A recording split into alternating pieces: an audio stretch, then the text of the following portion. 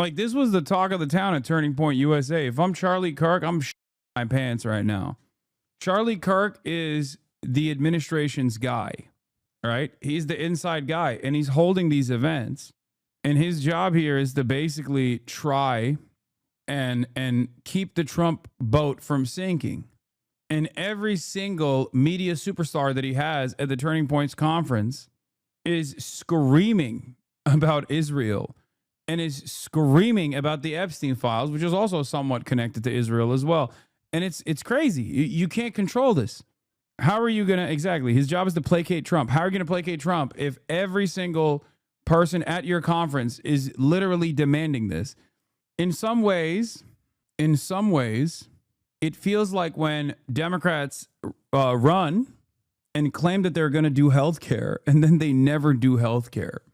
When Republicans run and they create unique problems that are not real problems at all, but at least like demand people's attention, shift their priorities away from their material circumstances over to like vulnerable populations that must be dominated, they actually follow through on those promises.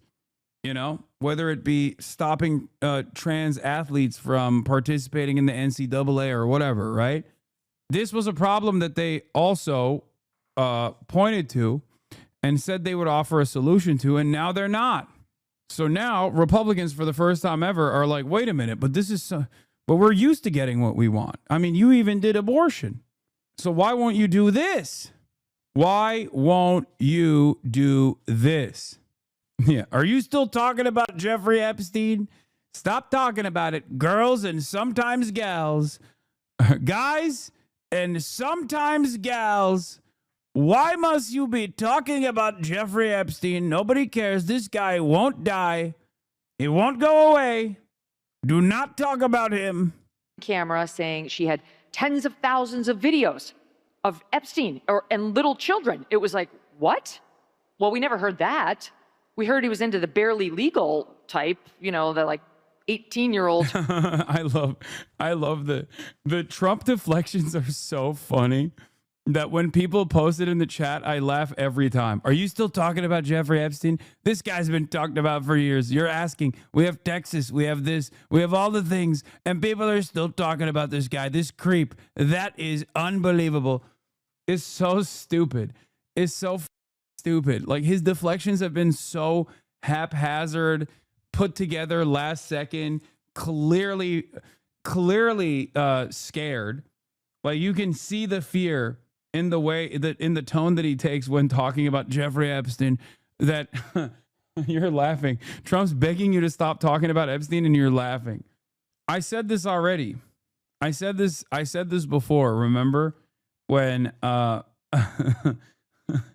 Trump is unique because he's the type of dude to talk about Jeffrey Epstein, right? Like, that's what people like about him. That's what people like about Trump, is that he would just like he would just like weave in random sometimes conspiracy theories and whatnot into places where it didn't belong. That's what people liked about him.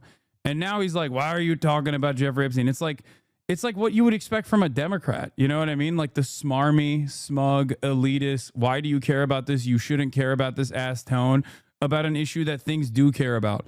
I could hear like Joe Biden saying that about healthcare. You know what I mean? Oh, come on, Jack, we're doing NATO. Why do you care about healthcare?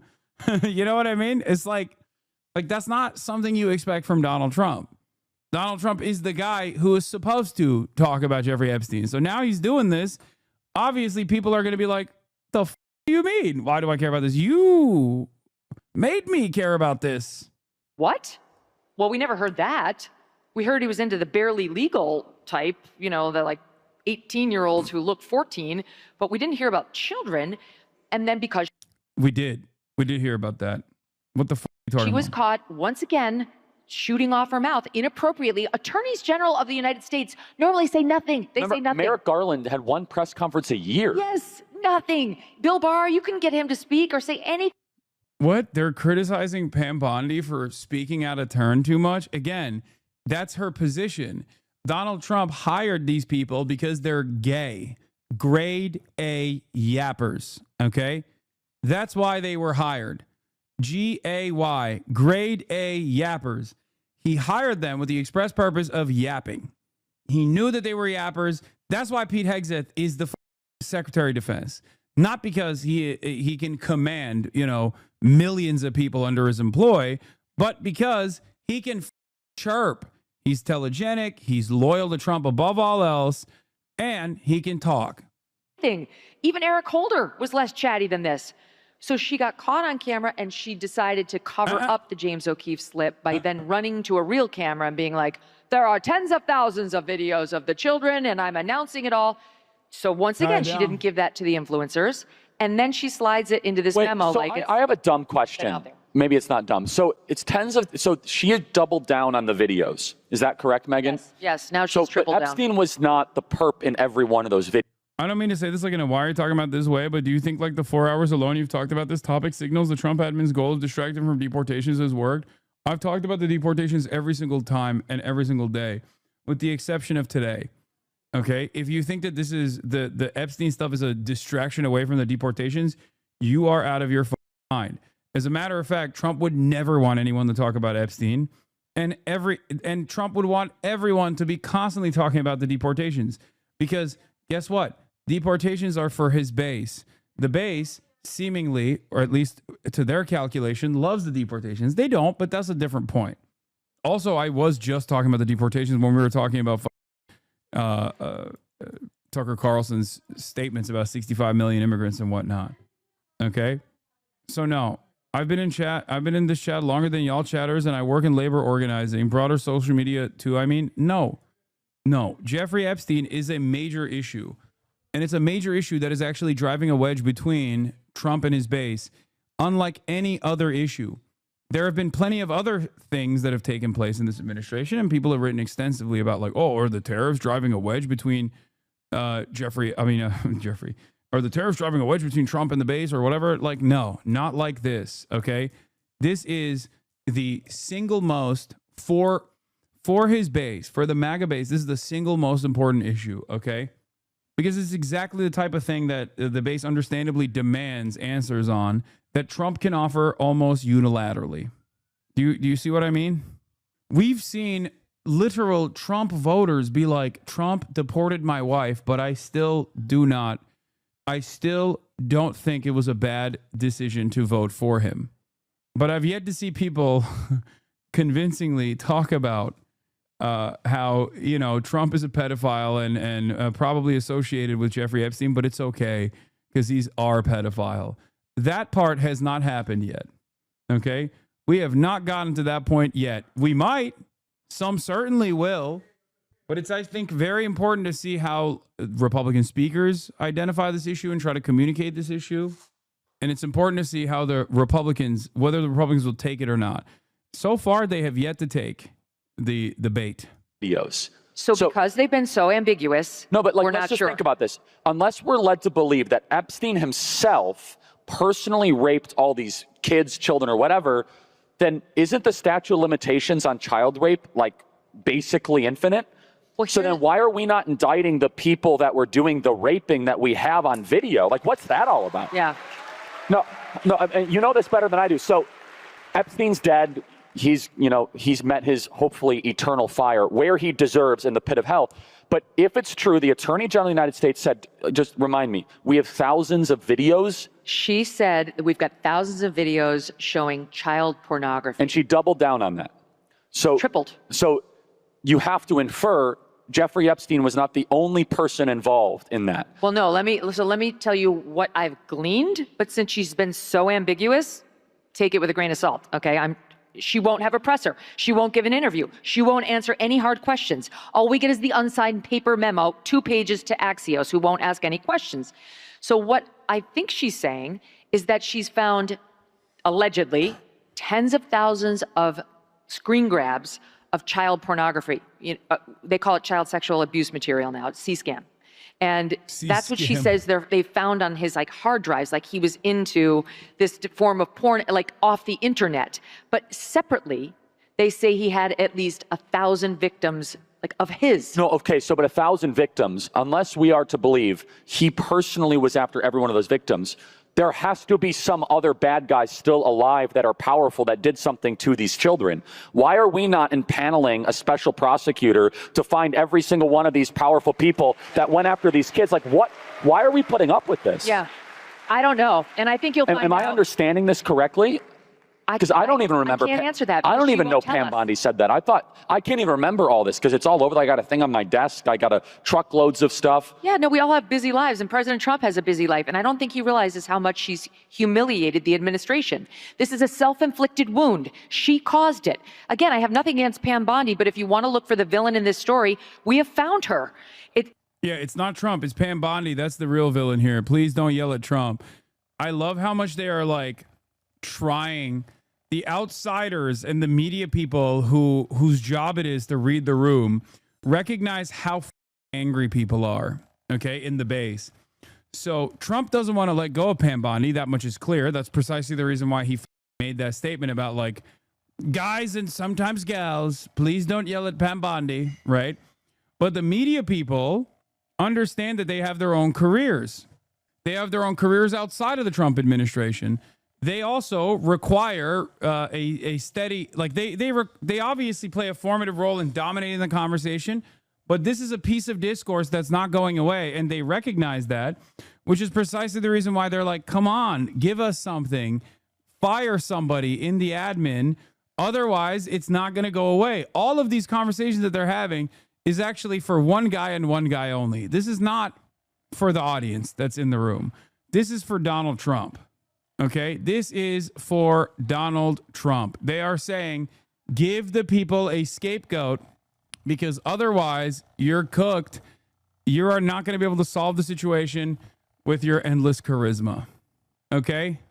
I mean, she is the person she's either lying now or she was lying then. There's no two ways about it. And if you accept what's in the memo, that they don't have the goods on anybody, there's no one who can be indicted, they didn't find a trove of info on other people, then why was she trying to titillate us over a child sexual abuse case for months? She was on the air repeatedly in February, in March, again in May. Yeah, this is what the out is. Pam Bondi lied. People died. Pam Bondi lied about like the list, which is not going to be a convincing enough argument. It's better than what Trump is trying to do. It's better than what Trump is trying to do, which is to say, no, Pam Bondi didn't lie. It's the Democrats that wrote the list. So please don't look at the list. We can't release it because some of our faves will be implicated. Okay. The reality is, these guys think that as long as Trump says like, oh, Pam Bondi actually lied about the contents of this Jeffrey Epstein list and it was a big nothing burger, he doesn't like, they don't realize that that's not going to be enough for the base. The base is going to be like, okay, you fired Pam Bondi. We still want the list. What the fuck do you mean there is no list? When are they going to blame DEI? Yeah, when they fire Pam Bondi, they're going to be like, we shouldn't have put a woman in charge. It's completely inappropriate. You don't play cutesy with child sexual abuse material. So Megan, I don't mean to interrupt. I mean, first of all, you're totally right. But you know the media, you know, you've been around the space of like hyper ambitious women.